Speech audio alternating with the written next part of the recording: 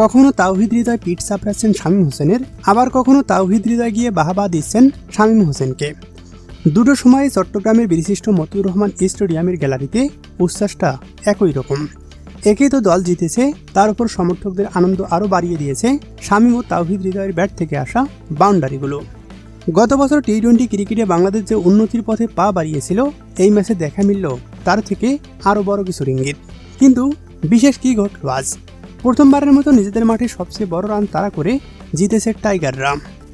নিউজিল্যান্ডের বিপক্ষে 6 উইকেট হাতে রেখেই 183 রান তাড়া করে জয়টি বাংলাদেশের ইতিহাসে তৃতীয় সর্বোচ্চ। তবে কেউ বলতেই পারেন এটি নিউজিল্যান্ডের দ্বিতীয় সারির দল, সেটি অস্বীকার করার অবশ্য উপায় নেই। কিন্তু বাংলাদেশ যে পরিস্থিতি থেকে ম্যাচটি জিতেছে, সেটি রান তাড়া করাকে বিশেষ কিছু করে তুলেছে। ইনিংসের মাঝপথে অর্থাৎ 10 ওভার শেষে 2 উইকেট হারিয়ে রান ছিল মাত্র 77।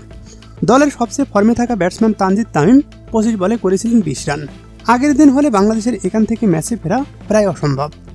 কিন্তু আজ তাওহিদ হৃদয়, শামীম হোসেন পাটপাড়ি ও পারভেজ হোসেন ইমন মিলে কাজটা এতটাই সহজ করে ফেললেন যে বাংলাদেশ ম্যাচটা জিতে গেল 2 ওভার হাতে রেখেই। সোমবার চট্টগ্রামের বিশিষ্ট মতিউর রহমান স্টেডিয়ামে টসে জিতে নিউজিল্যান্ডকে ব্যাটিংয়ে পাঠান টাইগার অধিনায়ক লিটন দাস।